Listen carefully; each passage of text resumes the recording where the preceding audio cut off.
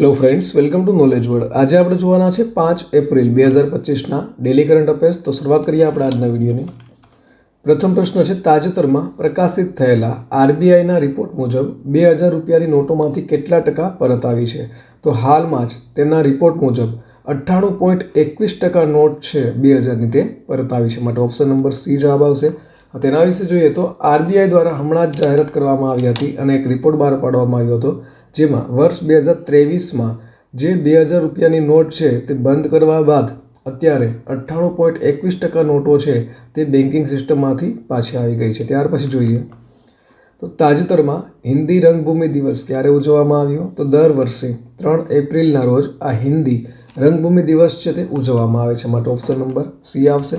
તેના વિશે જોઈએ તો દર 3 એપ્રિલના રોજ હિન્દી રંગભૂમિ દિવસ છે તે દર વર્ષે ઉજવવામાં આવે છે। હવે શા માટે 3 એપ્રિલ?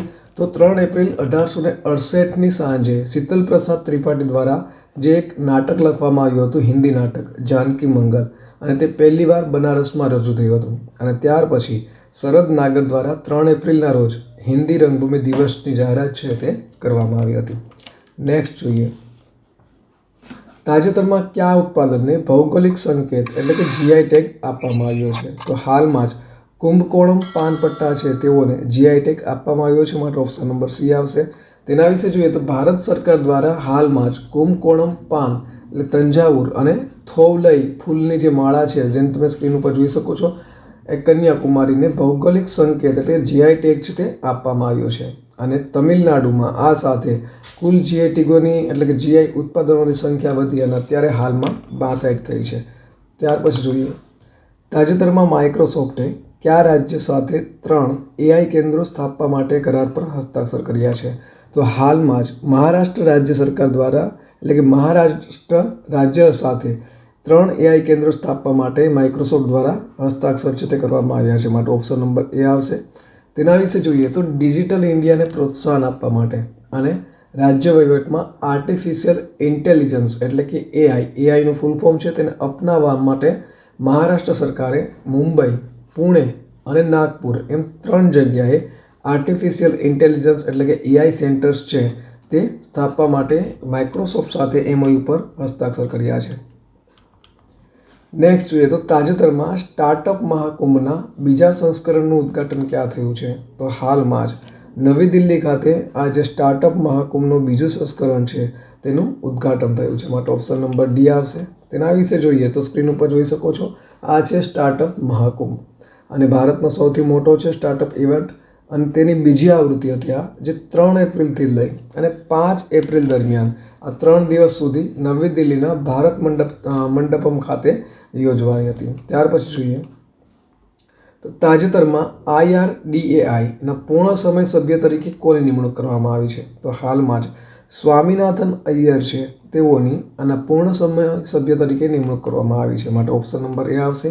તો પહેલાં તો જોઈએ IRDAI એટલે કે ભારતીય વીમા નિયમનકારી અને વિકાસ સત્તામંડળ, અને તેઓના પૂર્ણ સમય સભ્ય તરીકે સ્વામીનાથન એસ અય્યર, જેને તમે સ્ક્રીન ઉપર જોઈ શકો છો, તેઓની નિયુક્તિ છે તે કરવામાં આવી છે। ત્યાર પછી જોઈએ, તાજેતરમાં રેલવે સ્ટેશનો પર સૌર ઉર્જા સ્થાપિત કરવામાં કયું રાજ્ય ટોચ ઉપર રહ્યું છે? તો હાલમાં જ રાજસ્થાન રાજ્ય છે તે આમાં ટોચ ઉપર રહ્યું છે, માટે ઓપ્શન નંબર સી આવશે। તેના વિશે વાત કરીએ આપણે તો રેલવે સ્ટેશનો પર સૌર ઉર્જા પ્લાન્ટ લગાવવા માટે આપણા ભારત દેશમાં રાજસ્થાન છે તે અગ્રણી રાજ્ય એટલે કે ટોચ ઉપર રહ્યું છે, અને તેઓના દ્વારા 275 રેલવે સ્ટેશનો પર સૌર ઉર્જા પ્લાન્ટ સ્થાપિત કરવામાં આવ્યા છે, જે તમે સ્ક્રીન ઉપર જોઈ શકો છો, જે દેશમાં બીજા રાજ્યો કરતાં વધારે છે, અને આ માહિતી છે તે આપણા કેન્દ્રીય રેલવે મંત્રી અશ્વિની વૈષ્ણવ છે તેઓએ લોકસભામાં આપી હતી। ત્યાર પછી જોઈએ, તાજેતરમાં PFRDAના ચેરમેન તરીકે કોની નિમણૂક કરવામાં આવી છે? તો હાલમાં જ શિવ સુબ્રમણ્યમ રમણ છે તેઓની PFRDAના ચેરમેન તરીકે નિમણૂક કરવામાં આવી છે, માટે ઓપ્શન નંબર સી આવશે।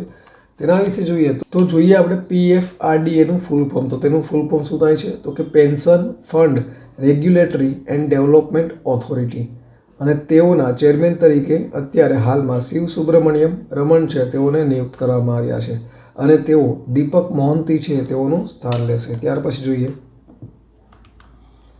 તાજેતરમાં કેન્દ્ર સરકારે દેશભરમાં કેટલી એકલવ્ય મોડેલ રહેણાંક શાળાઓ ખોલવાનું લક્ષ્ય રાખ્યું છે? તો હાલમાં જ આ જે છે તે 728 શાળાઓ ખોલવા માટેનું લક્ષ્ય રાખવામાં આવ્યું છે. માટે ઓપ્શન નંબર સી આવશે. તેના વિશે જોઈએ તો ભારત સરકાર દ્વારા આદિવાસી બાળકોને વધુ સારું શિક્ષણ આપી શકે તે માટે 728 એકલવ્ય મોડેલ રેસિડેન્શિયલ સ્કૂલ છે, એટલે કે EMRS સ્કૂલ છે તે ખોલવાનું જે લક્ષ્ય છે તે રાખવામાં આવ્યું છે. જેનો ઉદ્દેશ્ય છે તે આદિવાસી વિદ્યાર્થીઓને નવોદય વિદ્યાલય એટલે કેન્દ્રીય વિદ્યાલય જેવું ગુણવત્તાયુક્ત શિક્ષણ છે તે મળી રહે. અને કઈ રીતે આ યોજના હેઠળ 440 નવી શાળાઓ બનાવવામાં આવશે અને જે 228 હાલની જે શાળાઓ છે તેને અપગ્રેડ કરવામાં આવશે. આમ સ્કૂલ મળી અને 728 એકલવ્ય મોડલ રેસિડેન્શિયલ સ્કૂલ છે તે સ્થાપવામાં આવશે. ત્યાર પછી જોઈએ તાજેતરમાં બટાલી ક્રિકેટ લીગ 2025નું આયોજન ક્યાં કરવામાં આવ્યું છે? તો આનું આયોજન છે તે લદ્દાખ ખાતે કરવામાં આવ્યું છે. માટે ઓપ્શન નંબર બી છે તે આપણો જવાબ આવશે. તેના વિશે જોઈએ તો કારગિલ વિજય દિવસ 2025ની ઉજવણીના ભાગરૂપે ભારતીય સેના દ્વારા જુબ્બર સ્ટેડિયમ લદ્દાખ ખાતે આજે બટાલી ક્રિકેટ લીગ છે તેનું આયોજન કરવામાં આવ્યું હતું. ત્યાર પછી જોઈએ ગઈકાલે પૂછાયેલા પ્રશ્નોનો જવાબ. તો ગઈકાલે પૂછ્યું હતું કે તાજેતરમાં કોણે ફ્રેમ 2 મિશન સફળતાપૂર્વક લોન્ચ કર્યું છે? તો ઓપ્શન આપેલા હતા નાસા, ઇસરો, જાક્સા અને સ્પેસએક્સ.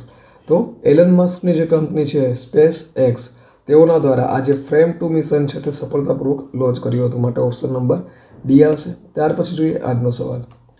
આજનો સવાલ છે તાજેતરમાં RBIના ડેપ્યુટી ગવર્નર તરીકે કોની નિમણૂક કરવામાં આવી છે? તો ઓપ્શન આપેલા છે. Option number A Sanjay Malhotra, option number B Vijay Shekhar, option number C Seema Naidu અને option number D Poonam Gupta. તો આનો સાચો જવાબ કોમેન્ટ બોક્સમાં કોમેન્ટ કરીને જણાવવાનો રહેશે. તો આ સાથે આજના દિવસનો જે વિડીયો છે તે અહીં પૂર્ણ થાય છે.